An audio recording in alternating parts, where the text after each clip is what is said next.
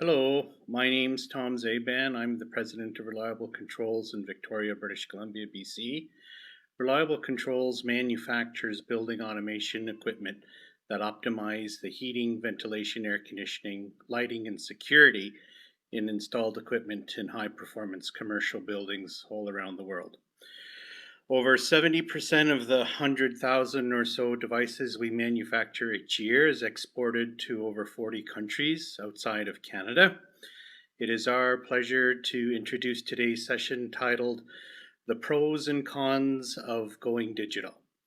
We are delighted to sponsor this session and to be part of the island community. Please check out our exhibit booth in the virtual summit platform and let me know if you're interested to learn more about pursuing the art of building sustainability. Enjoy the session. Bye.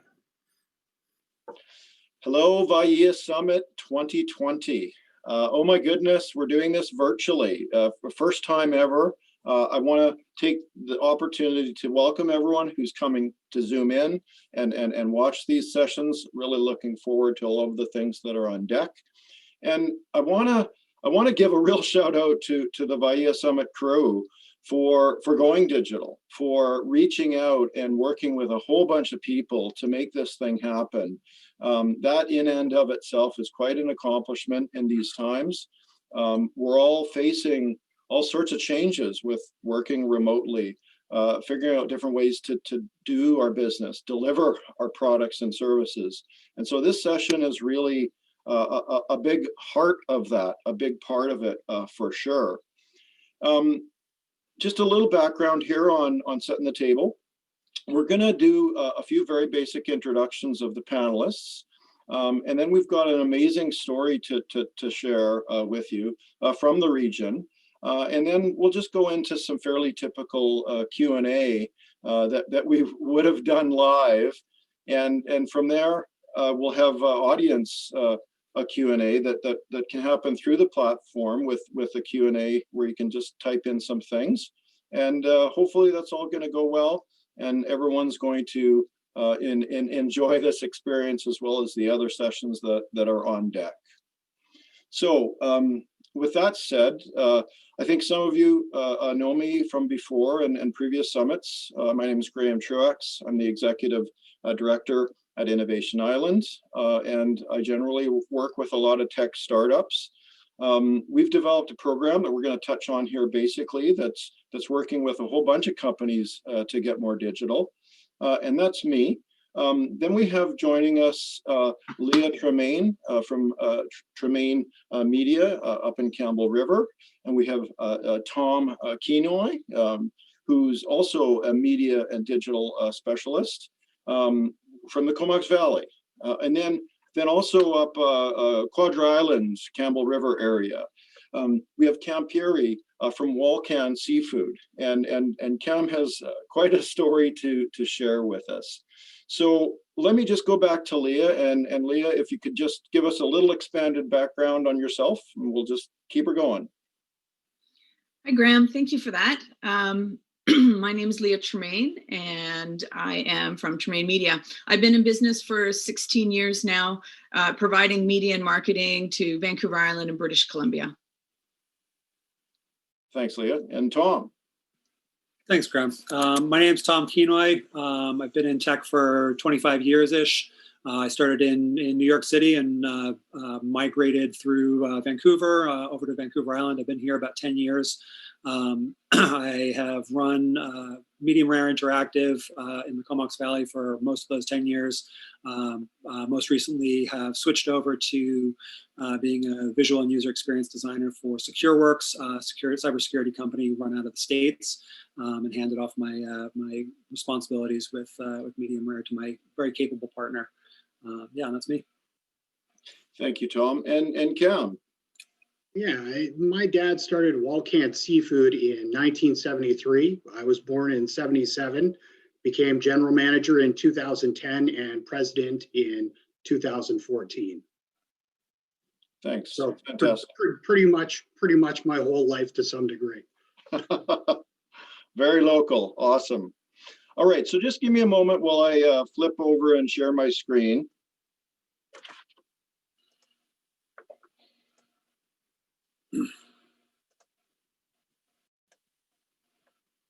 Okay, we're going to keep the slides to a minimum here, but this kind of sets the table on a few things that are very relevant to this time. First of all, the session is sponsored by Reliable Controls, so I want to give a shout out to them and thanks. I think they've backed some of the sessions we've done in the tech components for a couple of years, so big thanks there. And likewise, you know, in bringing something like this to a digital platform, there's a whole bunch of unknowns, and these kind of fit with the unknowns that a lot of businesses are going through right now. Working from home, just making all of these changes on the fly, it's quite a bit. So this is a big part of something for us at Innovation Island that set the table to a program that is freely available throughout our region. And again, I know VIEA, we generally don't promote things, but this is a free offering, and it's a combined effort by something that started with Ice-T.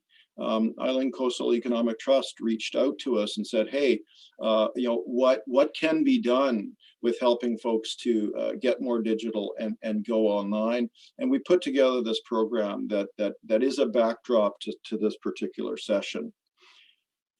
Now, when we start looking at some of the challenges that businesses face with respect to getting more digital, one of the things that we really identified at the beginning was clarifying a starting point. And that starting point can really be anywhere. We could go from essentially a static web presence, or we could go from being a complete, you know, newcomer to the space, or we might be at a point where we're using e-commerce solutions or engaging with social media. And if we go a little further down the road, we might be using a more advanced cloud services, you know, and various integrations. This is really just frankly a screen cap from one of our resource guides that we use to deliver this particular program. And another key thing which we will touch on in this session has to do with defining your target market. So you could be working very hyper local. You know, your trade area is your immediate community. Your trade area could be the region, it could be the province. And when you get really clear about those target markets, then you can start to work with these tools in a very dynamic way. In doing this program and in this topic, we've learned a lot. And so essentially, we've got a solid understanding about why businesses are not getting more digital. And these are some of the findings. You know, essentially a lot of folks, you know, they can't be bothered with just doing something new. They're not necessarily comfortable committing to something new. They might not understand the costs, you know. They also may not understand the possible benefits that can come from getting more digital.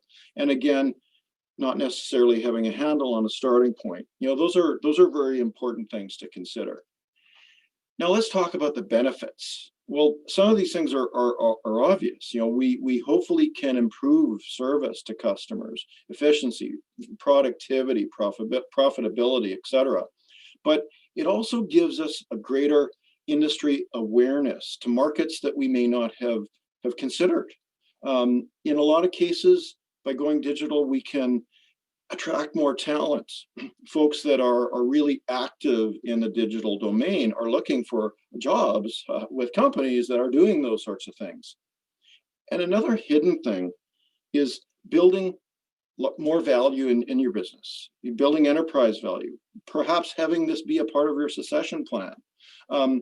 That's another benefit that's often hidden and not discussed. So those are things that we want to consider also.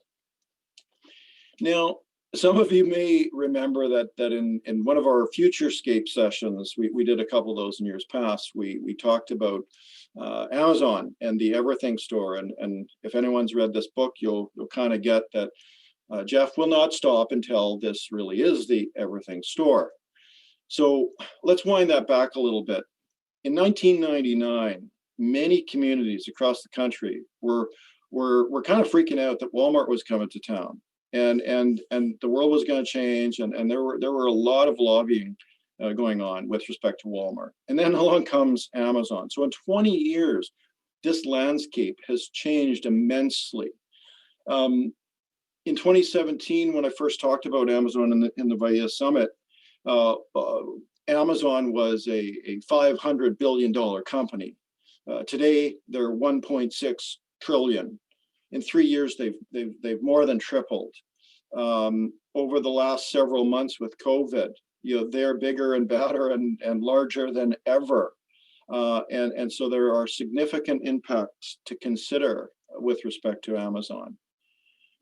Now, I'm not sure if anyone knows, excuse me, this particular acronym here, but we've got this massive force of Facebook, Apple, Microsoft, Google, and Amazon that are delivering mostly digital services, but sometimes physical products and services through platforms. And that's pretty obvious, but we can't necessarily go and compete with all of this, but we can learn from it. We can actually use some of the tools that are provided through these platforms to do more and better with our own businesses. Combined, these companies represent about 40% of NASDAQ. They have a combined market valuation or market cap of $7 trillion. And those are ginormous numbers to even consider, but we can learn from these platforms, we can use these platforms, and they can really make a difference. Now, bringing it a little closer to home, at a starting point, we can look at companies that are doing artisan work. We can look at small producers. We can look at art organizations and other things that can learn from these tools, use these tools, and start to take steps in that direction. So that's the end of my slide deck.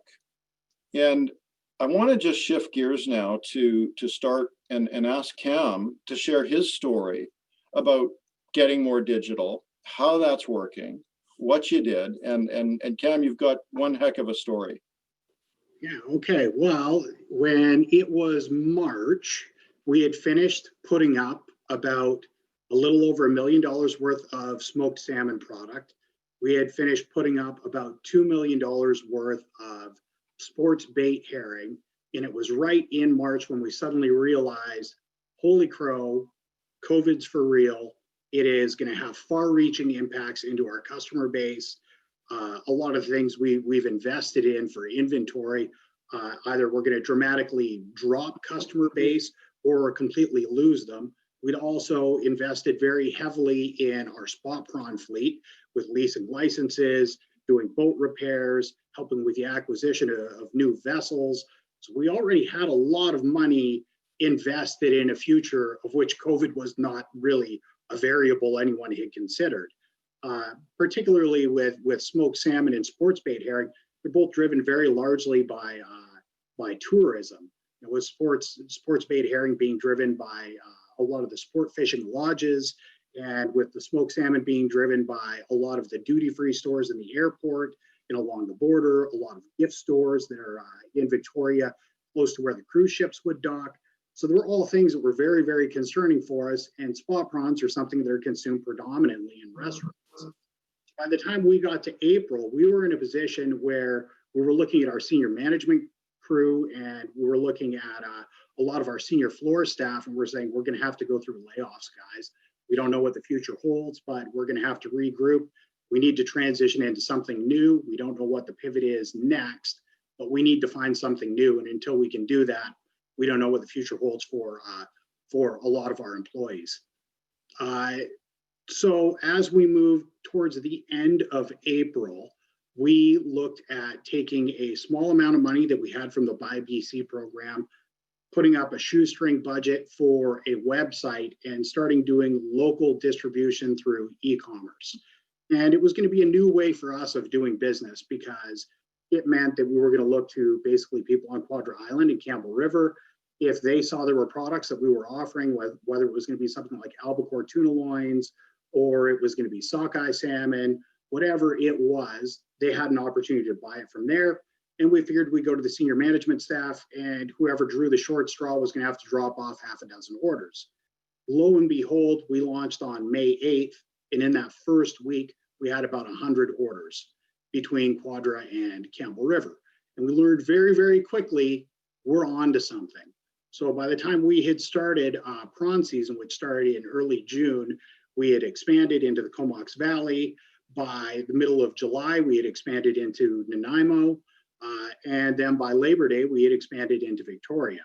So it's gone really, really well for us. And kind of the growth that we've seen was, in the first month of May, we did about $25,000 worth of business. By June, we had moved to just shy of $40,000. By July, we had moved to $55,000. And by August, we were just shy of $100,000 for that month. And in September, we were just shy of $170,000. So it's had some very, very meteoric growth throughout the whole thing. There's been a lot of wonderful learning lessons as we've gone through it too, but it's been very, very successful for us. I don't by any means think this is necessarily a magic bullet that is going to fix every single person's COVID problems completely, but it certainly put us on the right path and showed us a better way for doing business in the future, even without COVID. Wow. Thanks for that, Cam. I mean, when you talk about, kind of the perfect storm that you're facing with all of the ripple effects, and your prior investments, that's amazing. And we're aware that this crisis has had huge impacts on tourism sector stuff, and I think this summer actually we did better than many were thinking with a lot of local activity. But there's this tourism dependent set of businesses, which is a larger number, and then other businesses that are dependent, such as yourselves, on the seasonality of some of this trade. So that's an amazing story, and I don't think Amazon is selling fish online right now. I think you can buy fish food, but this is a great interface to what's happening locally and what certainly can be done within a defined trade area to do more and better. So Tom, this isn't a session about beating up on Amazon per se, but how can businesses compete with more traditional or physical products that are in that domain? So how can they compete with the Amazons or some of these larger established online commerce entities? That's a really good question, Graham. And in some cases, it's the easiest thing to say is you can't. There are some goods that you are probably not going to be able to beat Amazon on just straight. I can get this thing to you quickly for the cheapest price. So really, the answer there is don't try to compete with Amazon or whatever your online competitor is at what they do best, try to compete with them in the things that they don't do as well. So what does Amazon do really well? It makes it really easy to go online, buy something, and have it at your doorstep in 1 to 3 days, right? What it doesn't do well, and what most of these online retailers don't do well, is give reliable advice. They don't necessarily give amazing customer service. They don't curate their products well. Anybody who's tried to figure out what pair of headphones or what I'm saying headphones because I literally just bought headphones. What is the thing that you're trying to buy? I want advice on that, and Amazon doesn't do a great job of that. What we can do, as somebody trying to compete with Amazon or with petfood.com or whatever big thing is we can use our knowledge and our customer relationship skills and the relationships that we have with our local communities to beat them in service and have inventory when somebody needs something, to not have to go somewhere else. So you've got advantages. You can curate your products. You can have it be that when somebody says, I want a pair of headphones, again, I'm going to use that example, you can say, hey, these are the best headphones at this price range. These are the best headphones at this price range. And these are the best headphones at this price range. This is our recommendation. I am speaking to you directly, and I am backing up this recommendation, whereas Amazon can't do that. There's another piece of this, which is your end user. I'm a user experience designer, so I think about my users, less about my customers and more about my users. My customer is the person who wants to buy the thing that I'm selling. My user is the one who is going to interact with my process, right? So there are a lot of people out there who actually don't really like talking to people that much. They don't really like going to a store to buy something if they don't have to. They don't really like interacting with a human if they can help it. And you've already lost those people if you're not online. So if you don't have an online presence and a relatively easy way to get to those people, you're not competing with Amazon at all. You can't compete for that segment of the market, and it's a pretty significant segment of the market. There's also a segment of the market that really does want to talk to human beings and would rather not go online. So you can address both of those segments of the market, both of those user types. One, by actually being online and giving people the alternative to going into the store that they're getting from Amazon, where they say, I don't want to go into the store, I'm just going to go online. You can give people that option. The platforms exist and they require investment and they require training, but they're there. And with a little bit of work and a little bit of onboarding, you can get from a traditional retail space and to a space where you can deliver your product with minimal human interaction. And then the other end of that market is the people who really don't want to shop on Amazon because they would really just like to get out of the house and interact with people. Yeah. So there's that. And then a big part of it is figuring out how to deliver. One of Amazon's really big competitive advantages is the investment that they've made into infrastructure around delivery. So being able to get your product from your warehouse, your store, your whatever, so in a way that your customer doesn't have to come to you. That's where Amazon is killing a lot of people. Figuring out how to do that distribution, and COVID has been, for all the horror that's come out of it, it's been a godsend for a lot of people to be forced into figuring that out. Figuring out their distribution in a way that they weren't previously thinking of. They were just saying, you know what, I'm not going to worry about those people who don't want to come into the store or come pick up stuff. Stores were closed and you couldn't go into the store at all, so they had to figure out a way to get their stuff out the door. and people became innovative. People figured out their stuff. They reached out to their market. They followed guidelines. They figured out what the ways to address those things were. So figuring out how to make that final step of the journey that Amazon was already kind of like cutting that segment of the market out on you.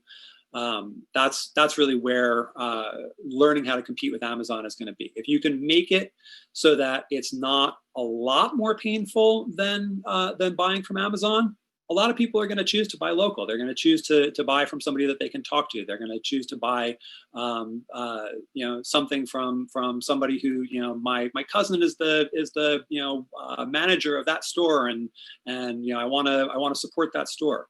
So there's lots of reasons to not just give up against Amazon, the behemoth. Exactly. Did I answer the question? Yeah, no. Thanks, Tom. So I'll just recap a couple of themes there. There's three primary themes. So I think all of us can associate to the fact that consumer behavior has changed. Yeah. Individually, I think we can all list certain consumer behavior changes that we've made. So that's one thing. And then Tom, you hit on something really important, which is customer personas, different types of people making different types of decisions. And in taking what would be maybe a physical store and making it both a physical store and a digital store, you get to actually have relationships with different customer personas that you may not have had before. So change of behavior, customer personas, and then the big one, fulfillment.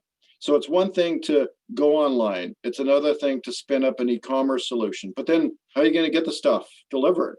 Right. So you want to make sure that those things are solved. And those are three big points that we certainly want folks to be aware of. So thanks for that. Yeah, just one quick follow up on that I want to stress is community. And that's not just about your community with your customers. It's also about your community with who also might have been perceived as your competition before.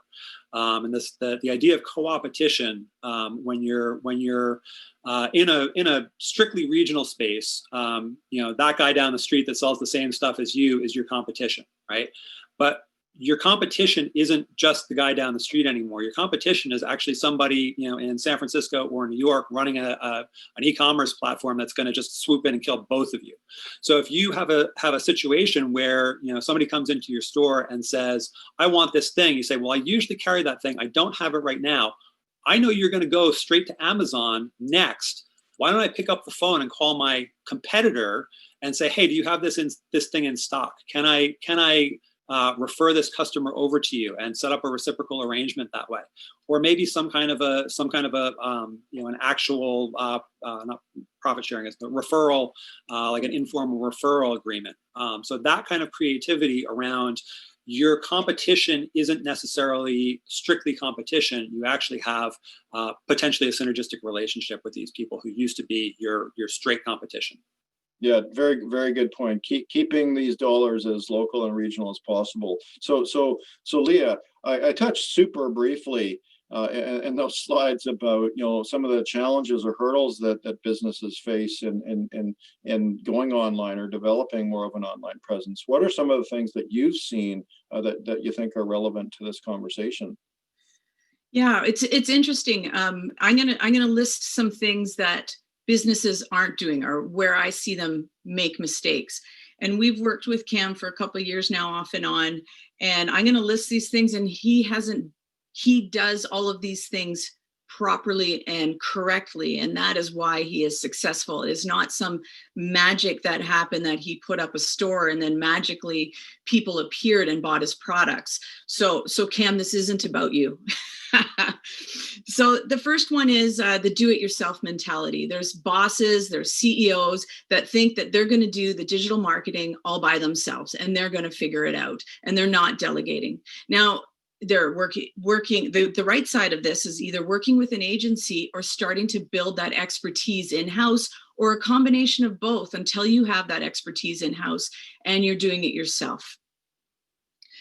So the second thing, and this is pretty critical, and we want to make sure our clients have this before we move forward, is having a plan. So a digital marketing plan. A digital marketing plan has SMART goals. They're specific, they're measurable, they're assignable, they're relevant, and they're time-based. So I don't want to dive into this huge morass of digital marketing across multiple platforms unless I have a way to measure, and I can't measure unless I have goals. So it's important to, of course you want to rush into it, but it's important to step back and figure out what your goals are and to have a plan moving forward so you can measure those goals. Because the thing about digital marketing is you're iterating on the results that you get. So you're getting results via data, via your customers, maybe you have an app, you're getting results there, and you're needing to take those results and improve upon them. That's how digital marketing works.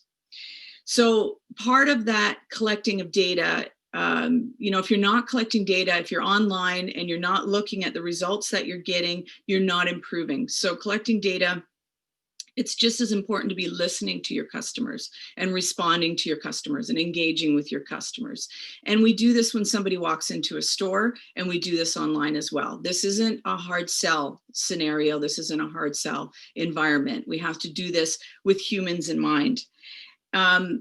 Before we get to the human part of it, we need to spend money. So we're used to spending money in traditional means. Sometimes we're not. Sometimes we have middle people who are facilitating those interactions for us. Well, with a lot of this transformation to digital, the middleman's dropping out. The people who used to do the selling for us is disappearing. We're even looking at studios going directly to Netflix and not having this distribution cycle. We're seeing Cam moving directly to customer, where are those middlemen now? So you're spending money to acquire those customers. And then finally, a big mistake that people are making and I see some people making in digital marketing is they're not being human.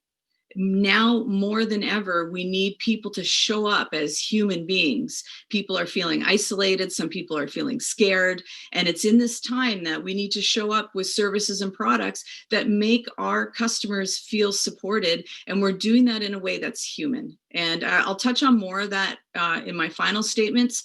But those are just some of the things that I'm seeing that businesses are missing and that can do better. Thanks for that, Leah. Super important points. This is a process.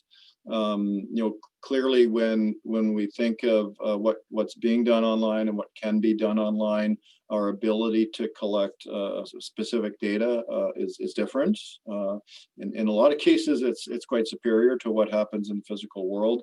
There's a lot of businesses that don't even really know their customers, as in how to get them or how to speak with them once they walk out of the store. So that doesn't happen in the digital domain because we've got this process and sets of steps that build relationships and create this data. So Cam, this has been a journey for you, and clearly you've had some evidence and some success that have helped you take these next steps. And you described expanding from let's say Campbell River area, going South Island. Do you have plans for expanding that market even more? And to Leah's points, do you have data that supports that? Yeah, absolutely, we do. I think that there will be additional challenges as we expand further because we'll lose the ability to be able to warehouse everything ourselves, do all our own fulfillment, do all our own distribution. It will require investing in other communities and cities as well to do it. But the data that we see right now is very, very supportive of that.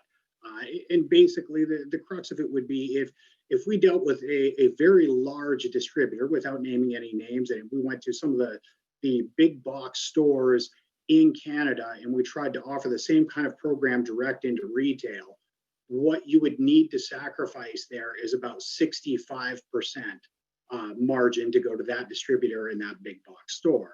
And what we've seen for us, if we do our own warehousing, if we do our own fulfillment with our own employees, We work with a distribution partner who has a series of Sprinter vans on Vancouver Island. And if we do all of that in-house, we're looking at more like 15 to 20% to go straight to somebody's door. So, I mean, the benefit of that is kind of in three separate areas. One, we're offering a superior service that somebody would have then going to the store. It's coming straight to their house. Two, we're offering superior quality than what people are going to see if they go to a big box store, because we're not high grading anything out for export. We're offering truly the best of what we have in inventory for local distribution. And then the last one is because we've gone from basically a 65% cost to a 15 to 20% cost, we're able to always offer for a superior price and still have money left over to pay our fishermen extra and to have some margin left for ourselves. So yes, absolutely. I think it's a model that can go further. Yeah, no, that's fantastic, and it's a developing story, and that's the key thing here. So Tom, we're talking about a variety of known factors and steps. These are things that are presenting. What are some of the hidden things that we need to think of, and especially touch on maybe cybersecurity issues when you're taking a business that's never been in this domain and it's putting itself out there. What are the hidden things that we need to know about? Yeah, great question. I think that when you're just kind of doing your day-to-day operations, you're using computers, right? That's a normal thing, and you've got your computers online. You're probably not a whole lot of behavior that on your work computers that would lead you to bad ends, right?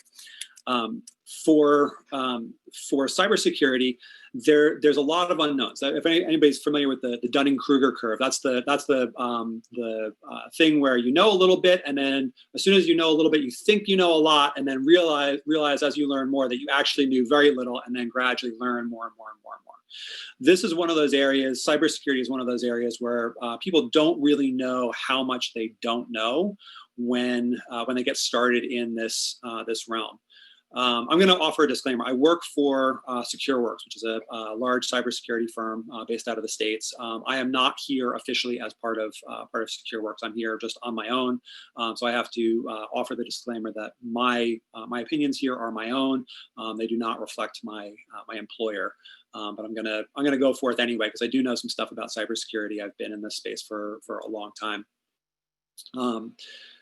So yeah, that space, especially with the horror stories of this data breach and that data breach, I think a lot of people are hesitant. That's one of the big I don't even know anything about that areas. And so that's a hurdle to get over. You mentioned earlier on the hurdles that people have of I can't be bothered learning this new thing. It turns out you do need to know a little bit about cybersecurity to go online. The first kind of bad assumption that I think people make is, I'm a small operator. I sell seafood, right? Why does a cyber criminal have any interest in my organization?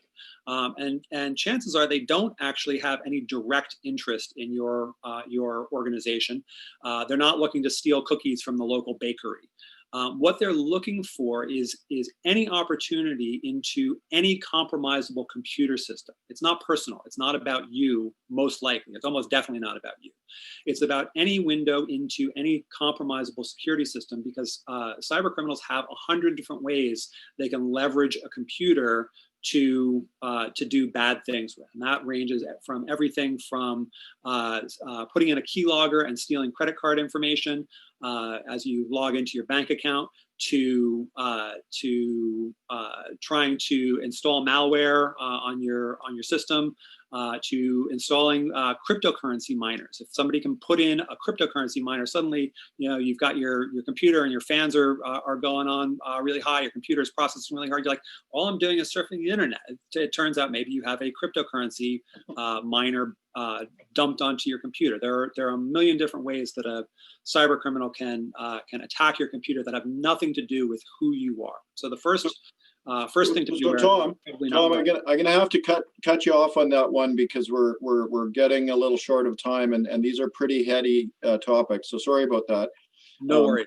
But I think what you've done is you've pointed out, a whole bunch of things, and we're aware of these things somewhat in the public domain, but there are a bunch of issues that businesses do need to think about when they take these next steps. And Leah mentioned earlier, and I know, Tom, you're an advocate for this, but reach out, get people that are experienced to give comments or suggestions, and just be aware of some of those things. So just moving into kind of a wrap-up question for Leah.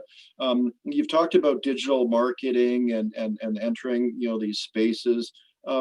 Share a little bit about what can be done in this thing called digital customer acquisition. What does that mean, and any closing comments about digital marketing stuff? I'm going to shorten this because we are running out of time. So what I want you to look up, what I want the audience to look up is a funnel, and then also the flywheel. So there's a customer journey that happens, and we've all experienced it, whether we walk into a store or whether we're doing this online. As we walk into a store and I'm looking for specific shoes for trail running, let's say, I want the education. I want that the person who's selling me those shoes have done the homework, and they are going to give me that information. So I want that digitally as well. So funnel was an old way of looking at customer acquisition. We're now looking at a flywheel, because if we're doing it right, we're providing information and we're providing things for the customer all along their customer journey. And that momentum keeps that wheel turning. And at the end of that momentum is loyalty and word of mouth. So we have people talking about those products.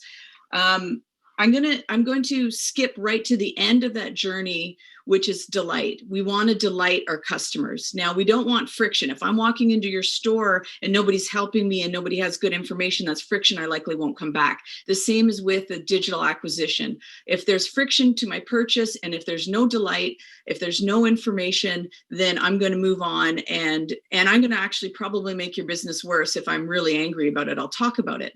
But in order to show delight, I want to give an example. I've been teaching digital marketing for throughout the pandemic to two different cohorts. And in one of the cohorts is Sherez. And Sherez has a retail store, but he was selling beads online. And he made $1,900 within a year. And he's like, I'm going to shut this down. This isn't working for me. But then COVID hit, the pandemic hit, and all of a sudden orders spiked.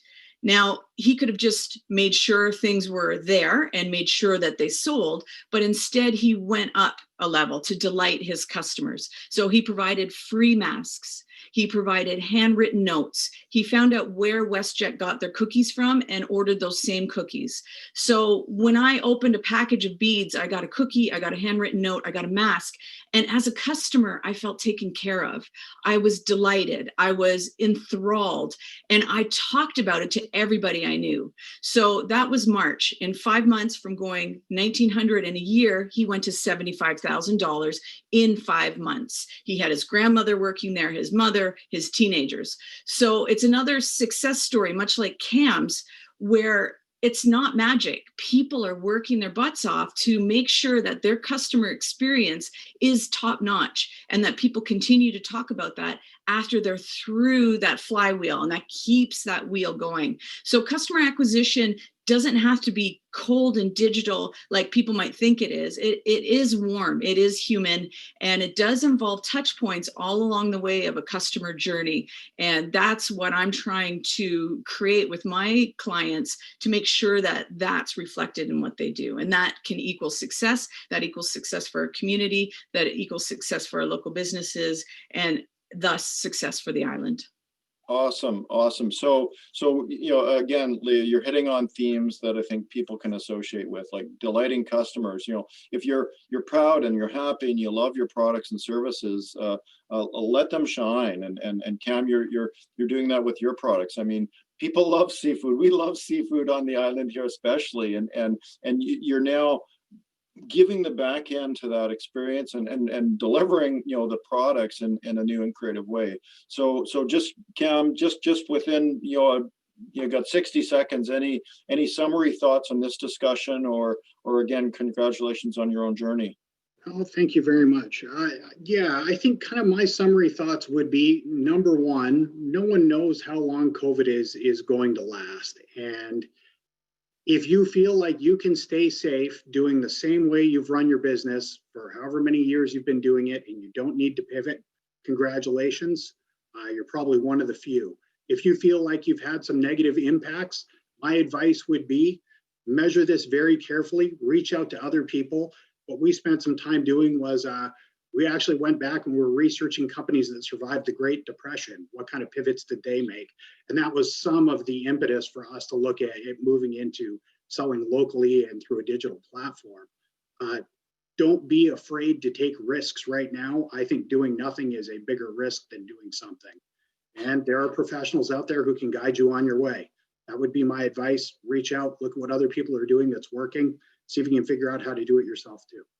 Wow, awesome, Cam, and Tom. You know, you've touched on a lot of technical details that can be expanded on, but these are things that people need to be aware of.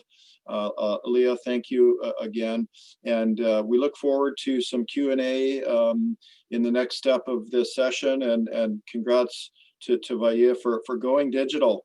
Thank you very much, everybody.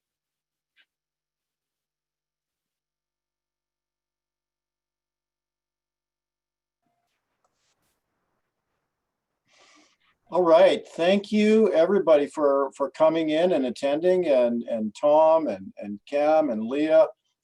Super cool to cover this stuff. So you know what, beads and seafood, like holy cow, like that's what we got to be doing here. So just a quick recap. Please post questions in the Q&A little icon there. I have some already. We have 15 minutes to cover some ground here. And then at 2 o'clock with a short break, we're going to have a roundtable. So to begin with, let me just tackle a couple of questions that I'd like to actually bring forward to the roundtable. So when it comes to specific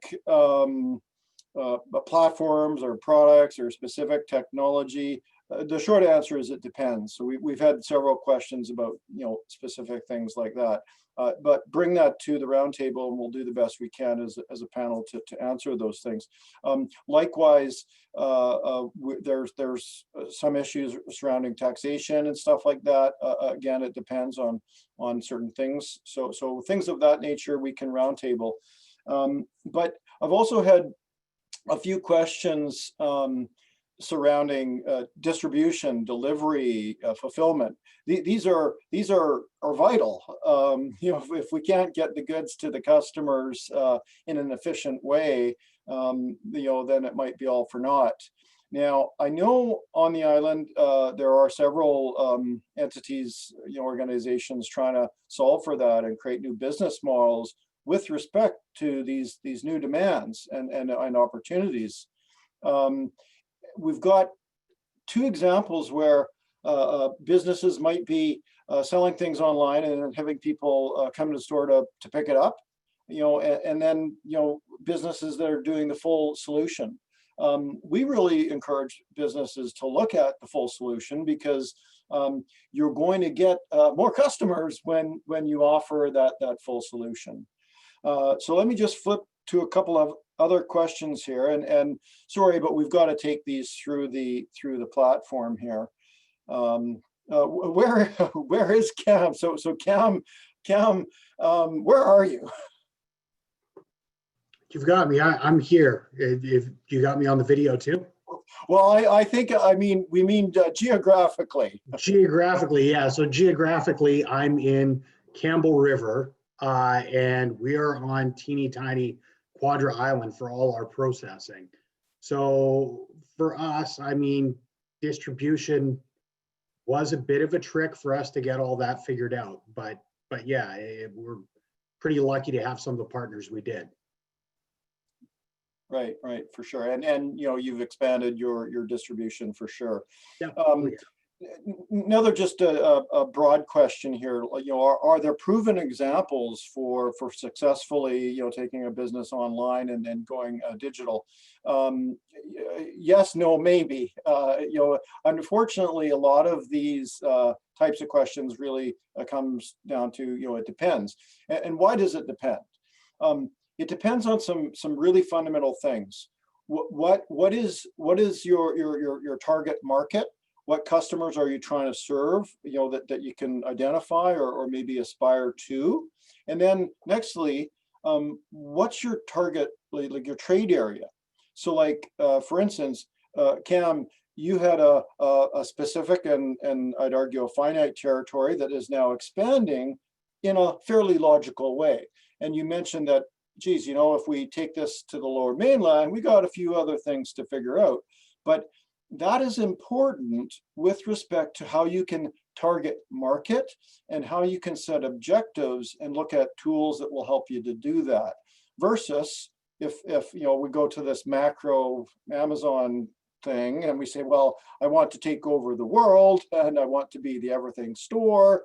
Well, that's going to be a little different. So that's kind of one of the things that's very important. Oh, okay. Sorry. It's always fun to read some back and forth of these questions. So thanks for telling us where you are, Cam. Another question here about businesses being a little unsure or nervous or simply overwhelmed with respect to going digital, taking some of these steps. Hugely understanding and empathetic of that. Any one of us shifting domains, we're going to feel that, and we've had arguably 20 plus years of a lot of digital companies just start to dominate some of these landscapes, and so to just think of going into that space can be pretty daunting. But again, it comes down to setting specific goals and objectives, and then looking at how technology can solve those things. Leah, could you add to that a little bit? Yeah, so the question was, for people who are a bit fearful of going Yeah, digital. yeah. Well, the one thing that I like that Google does is they're very good at local searches. So if I search for a specific company, they're going to show me the company that's closest to me geographically. They're not going to show me a company in New Brunswick. So there doesn't have to be, and SEO has really changed to a kind of a plain language. So the ability for people to find you through what you say on your website, which is search engine optimization, SEO for short, that's gotten a little bit simpler. So if you're using plain language, you have your Google My Business filled out, Google knows where you're located. It doesn't have to be technical and complex. It can be a little bit simpler for people to find you locally. So don't get too intimidated and just start making small steps. It's just, even if every day you can do something tiny, and do that every day and work your way to digital, I think that's helpful. That's the way I have to bite off bigger projects, is just make sure I'm doing at least something every day. Sometimes it's a big thing and sometimes it's a very tiny thing. Awesome. So with respect to taking some small steps, great segue to another question, Tom. What would be a few steps with respect to putting some cybersecurity process in place? Yeah, good question. Right off the bat, good password hygiene.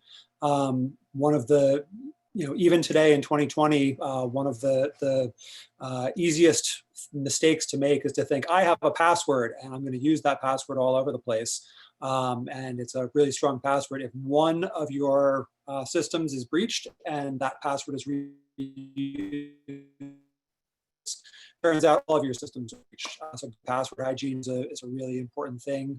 Use a password manager. Like, a lot of people think, oh, a password manager is just putting all my passwords in one place for somebody to hack. You know what? The password manager companies have a lot more invested in security than you do. They're probably going to be a lot more secure. So use a password manager.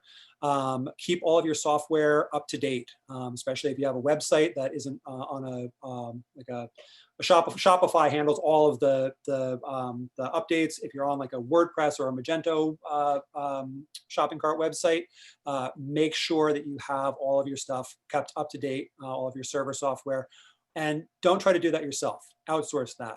Leah mentioned the do it yourself mentality. Don't try to do this stuff yourself. not unless you have a really strong background in IT. So get help. That's a really really good, So important thing.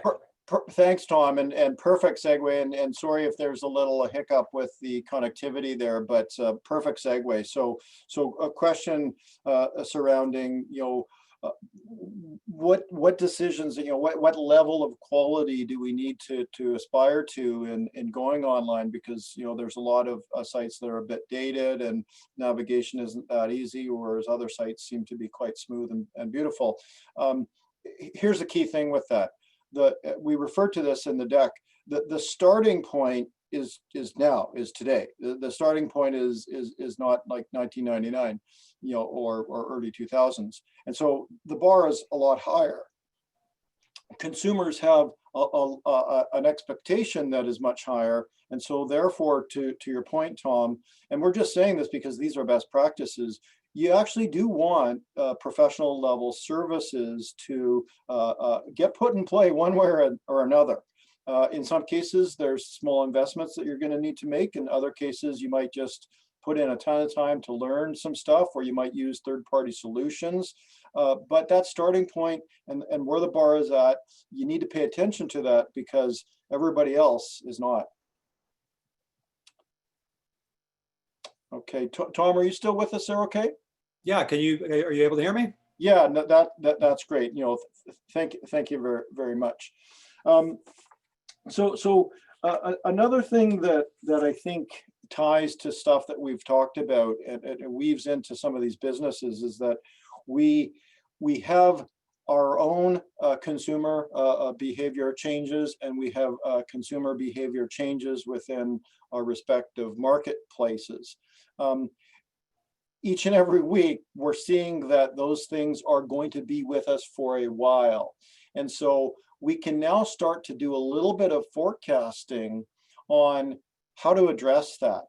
And they can be like, Leah and Tom have suggested, a few basic steps that go in a particular direction to meet and address these consumer behavior changes, because they will be with us for a while. Now, here's another kicker here, and Cam, I'm going to ask you this. When you change your business model and delivery mechanisms, or even some of the logistics, chances are you're going to get customers that you've never had before because you've got new communication platforms. And so Cam, have you identified that you have new customers, or is all this transaction just old customers? No, all of this is new customers. I mean, we weren't doing anything really on Vancouver Island previously. What we were doing was mostly what I would call a level of value adding and commodity trading on an international level.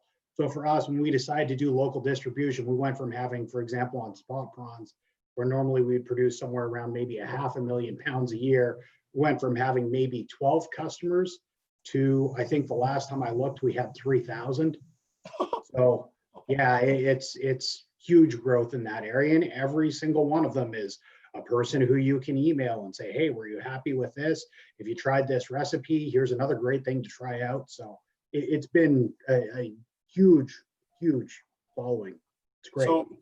So that is super awesome, because this is showing itself in almost everybody that we're working with in our DER3 program, and people can look that up. But thank you very much for that.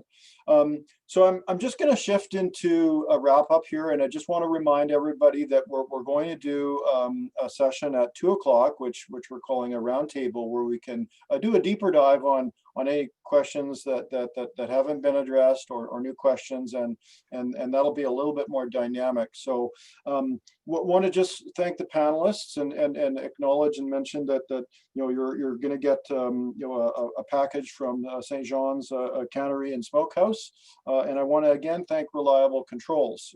They are an awesome company with, as mentioned, global distribution, and they've been benefiting from this hybrid space for quite some time. So thank you, everybody. Thank you, everybody, and we'll see you at 2:00.